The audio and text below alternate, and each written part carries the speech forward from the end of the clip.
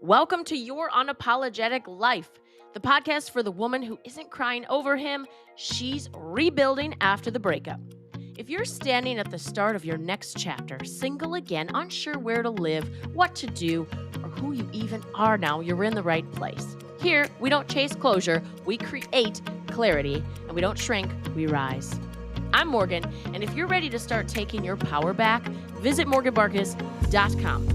When you subscribe to my email list, you'll get immediate access to my free video training, Bounce Back Quick, 5 confidence boosters after a breakup. And if you're ready for deeper support, scroll to the show notes for a direct link to book a free discovery call with me. Let's start building a life that fits you unapologetically. I am not exaggerating when I say it was one of the best days of my life. And it did not turn out how I thought it would. This story is vulnerable. Not that I'm ever shy or don't already overshare. And I don't always talk about things that make me cry. This story, I wanted to share it with you because I know you've been here. You've met someone who made you feel excited again, and you thought, hey, maybe this is something. And then it wasn't. Now, I love house music with a passion. When I was in high school and college, I listened to a lot of house music, Tiesto back when I was in high school, moved on to like Morgan Page. Speaking of Morgan Page, when I moved to Miami, I saw a billboard for Morgan Page that he was going to be in town. So of course I bought the ticket, and I'm brand new to Miami. I'm, a small town Wisconsin girl, lived in Minneapolis, Minnesota for a while, which, it's a big city, but not compared to some of the other bigger cities I've lived in since. And I didn't realize also that Miami gets started much, much, much later than other places. Coming from Minneapolis, most people would go out like around 11 or 12, and then the bars and clubs would close at like 1 a.m., and then it changed to like 2 a.m. by the time I left the city. So people would just like party in this like small window of time. Well, in Miami, the ticket said 10 p.m. I thought 10 p.m. meant like the concert was going to start at 10 p.m. No, no, no. The doors didn't even open till 10 p.m. So I'm there at 9, like a dum dum, because I'm always early. I'm not just on time, I'm early. And they're like, ma'am, the doors don't even open till 10. I was like, great. So I was just walking around the block and going into, touristy trinket stores just to burn time. I was one of the first people in the door, obviously, because I was so darn early. And I didn't know where I was going, and nobody was paying attention to me because it was a very big venue. And I was so early. And so no one was really monitoring who I was or what I was doing. And so I'm just kind of wandering around, and I end up standing in this area for a while, and it starts to fill up, and there's people coming and this, that, and the other. And then pretty soon I realize I'm right where the DJ is. And this is like the VIP section right next to the DJ. And I thought, well, I'm not moving now. Yeah, I'm just going to pretend I belong here. And sure enough, Morgan Page comes, and someone comes up to me and they're like, are you with Morgan? Are you on the guest list? And I said, yes, I am. And I got a wristband. And then these girls, they thought I was married to the guy. And I'm like, no, no, no, I'm just here. So anyway, that was my first experience at a major DJ's concert. Before then, I had been to a couple raves, like small town Wisconsin raves. One was in a firehouse. God, I don't even remember. It was like a township. I don't even think it was actual city. And then there was another one in Appleton, Wisconsin. I'm from Rhinelander, so I said to my parents, "Hey, I'm going to go to this rave." And they're like, "No, you're not. Not by yourself. We'll go with you." And I was like, "Okay." And so they drove with me down to Appleton. They got a room at a terrible motel, like think scary movie hotel or motel, and even worse, right? And then I go to the rave, dance. I'm having so much fun. I had multiple people come up to me and they're like, "What are you on?" And I'm like, "What do you mean?" And they're like, "What are you on?" I was like, I I'm on the music. Like, what do you mean? Because at that time, I didn't do any drugs. I still don't do any drugs. And I didn't drink alcohol. I didn't even start drinking alcohol socially until I was 33 years old. So I was a late bloomer. And so I was just on the music, but I was having so much fun. They thought I was on drugs. Anyway, I go back to the motel. It was like 2 in the morning or something. And I didn't want to disturb my parents. So I was just going to like lay down on the floor. And my dad goes, "No, Morgan, don't tell your mom. I killed the biggest bug I've ever seen in my life with my shoe a little earlier this evening. Do not get on that floor." I was like, "You got it." So, so we slept like sideways sardines in this teeny tiny bed, barely slept, got up at 6 a.m. and drove home. So that was my concert experience prior to Morgan Page. Although I shouldn't say that. When I was in Minneapolis, I got to see Erica Badu at a very small venue, and it was wonderful. She didn't take any intermissions. She she built her music set around the chakras, and so like a set of songs would be associated with a certain chakra, and she'd talk about it, she'd tell a story, and then she would sing, and oh my god, it was so awesome. And then I saw Sade in a much bigger venue that was like goosebump inducing. That was awesome.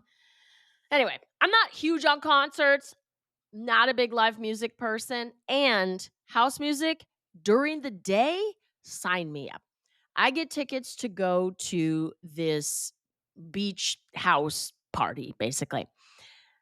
I didn't know exactly what to expect, except most folks were gonna be in swimming suits, and it was in the sand, which I don't love. I don't love my feet being dirty and walking on unstable ground, and, for the love of house music.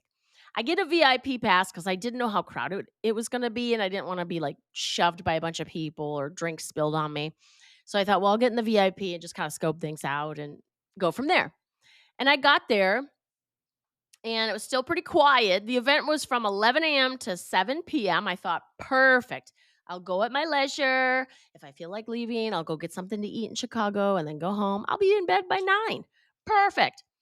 Go to the event and I'm watching people.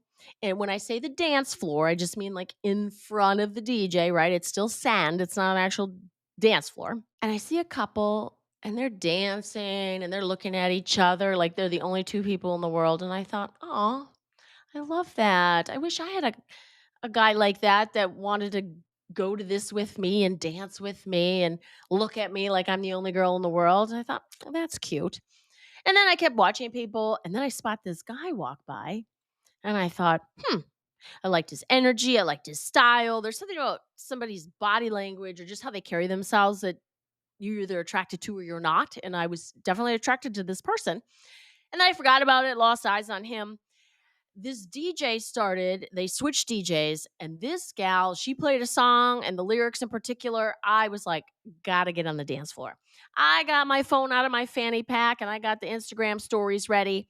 And I was videoing her and I was dancing and my arms are everywhere. And it's still pretty quiet yet on the dance floor. So I had a lot of space and I was doing a lot of dancing very enthusiastically, if you will. And then, sure enough, to my right is this guy.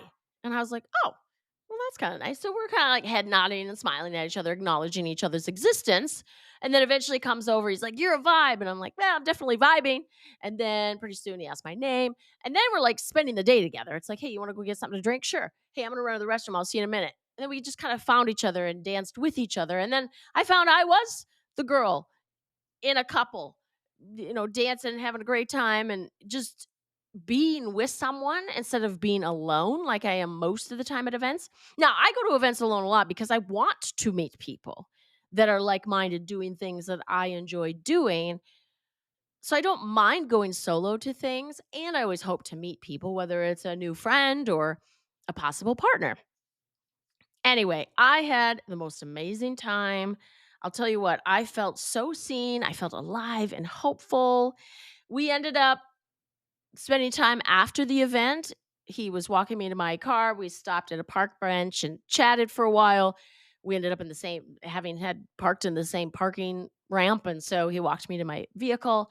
And then he's like, "Hey, you want to go, to this place to go get something to eat and hang out?" "Yeah, absolutely." So pretty soon, like 12 hours later, we had danced for hours. Then we went out and got something to eat, and then we danced some more. And then he walked me to my truck, and I went home.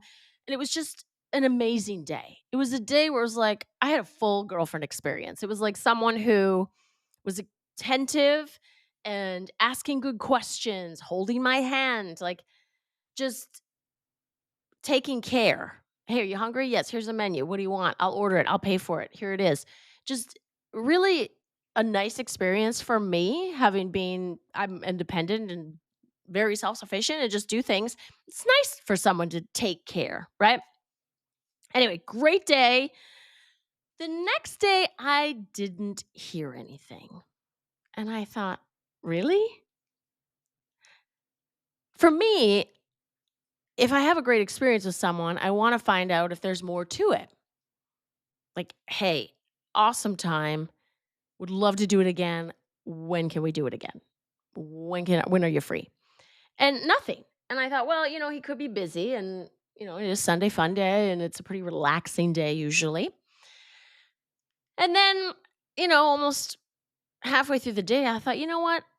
I'm going to go ahead and be clear and just say how I'm feeling and tell him I had an amazing time. It was like a movie I wish I could rewatch. And I said, and I like to have plans to look forward to. I like consistent communication. Um, if you're into that, let me know. And the nice thing is, he responded and he said, "You're incredible. Had an incredible time.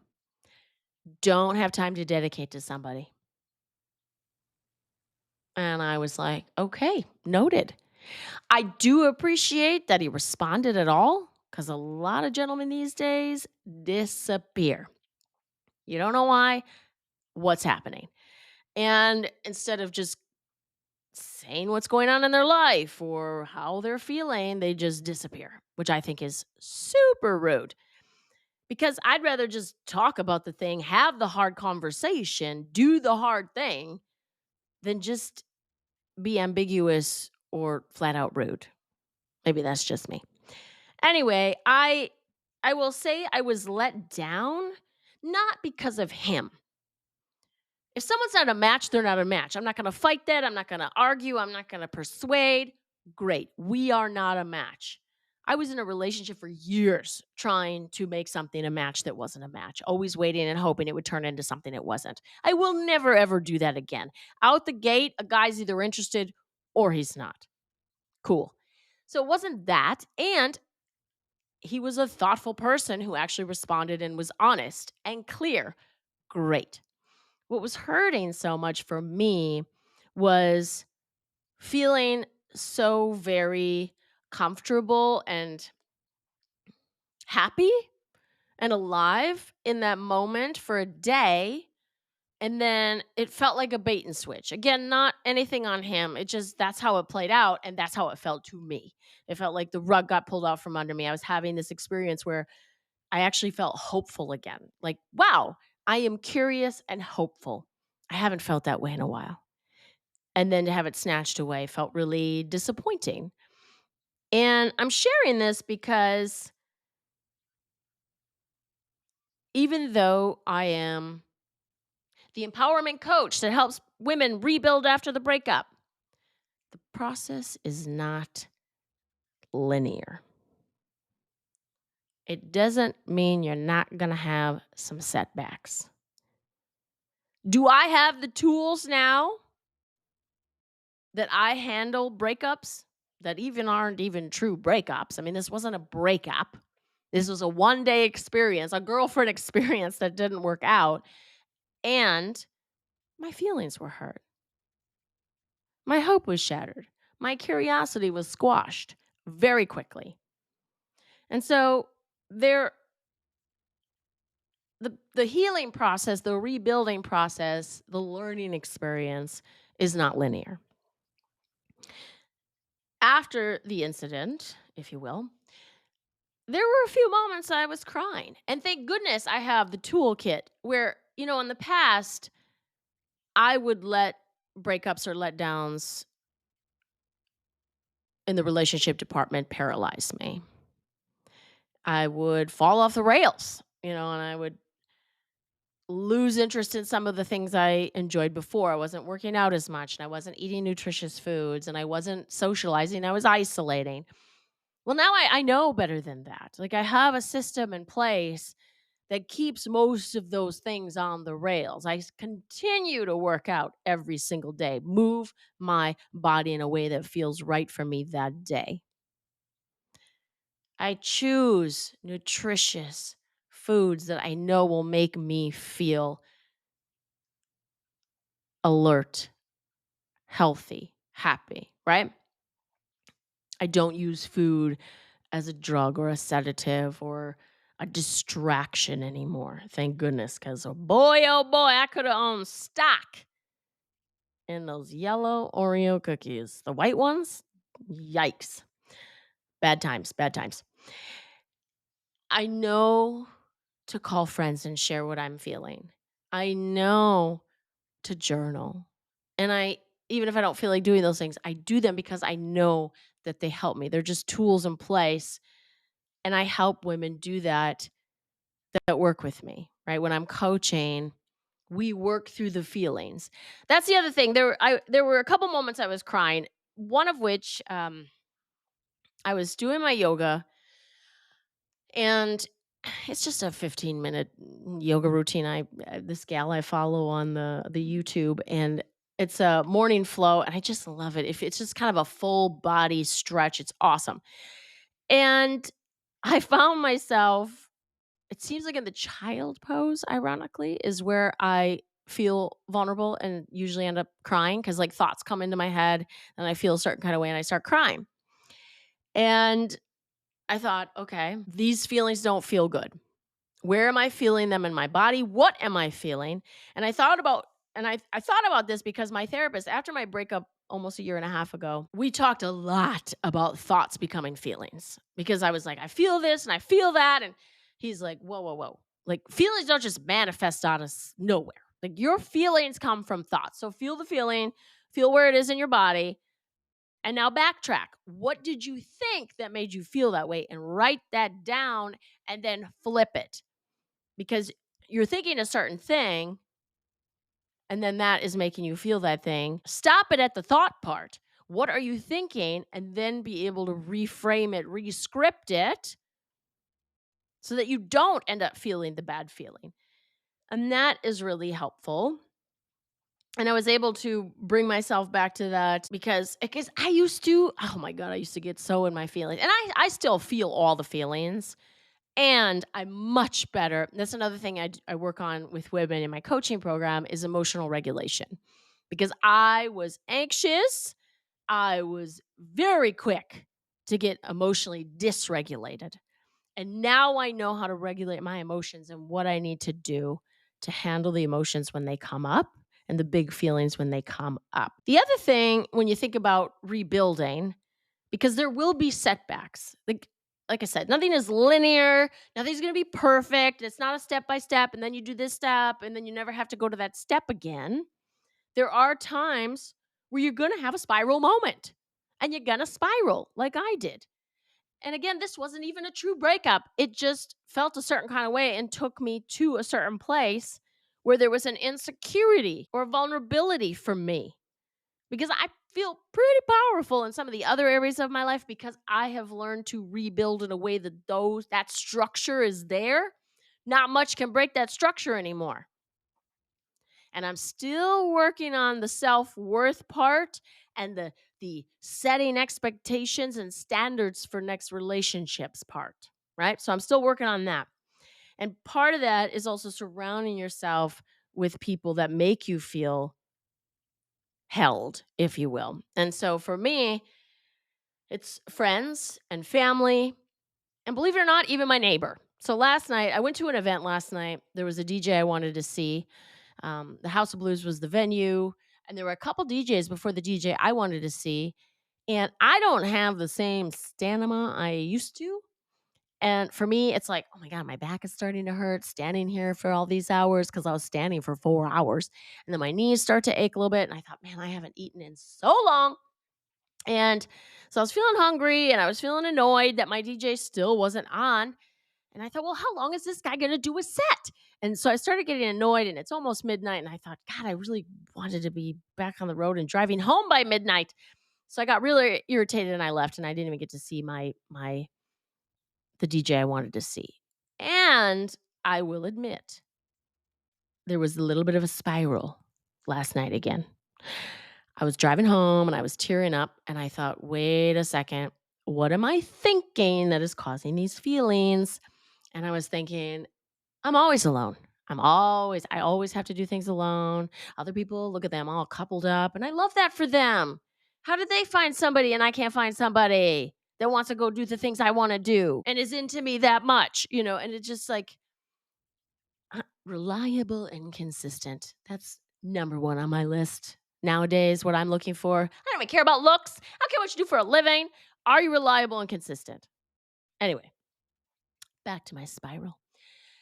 So I was tearing up a little bit and I was just thinking, man, I have to do everything alone. Am I going to have to do this alone always? Am I always going to have to go to events alone? I was not in the mood to meet my neighbor's daughter last night because I got home about 1 in the morning, somewhere after that.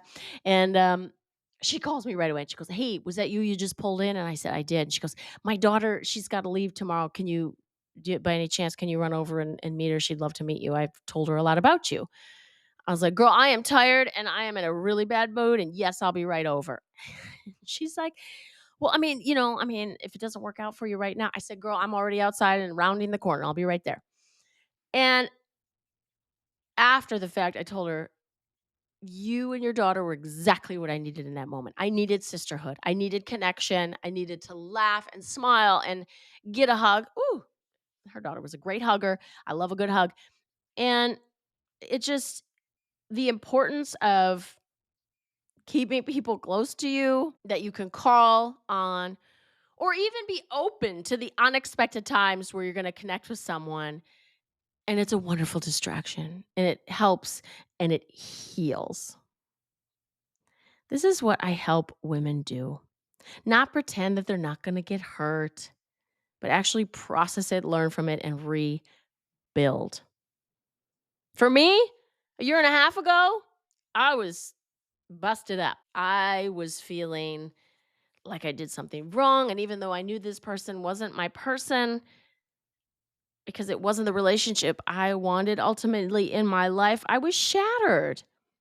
And now I'm running a business and holding a strong career, building meaningful relationships, out doing the things that I want to do. That Instagram algorithm gets me. It knows I love house music. It's sending me stuff all the time. I am navigating the loneliness still. That part is, there's still some room for improvement there. And I've never been more me. If you're where I am, you're where I was, you don't have to do this alone. This is what my coaching program is for. You don't have to spiral in the moments where you had some hope and then it got dashed. You can create a life you actually love. Go do the things that you love. Find out what you want to do. One of the gals I interviewed in my podcast, she realizes she always loved to sing, and now she's singing, and she's fully embraced this hobby that's turning into something she gets to enjoy and be a part of and meet more people because of.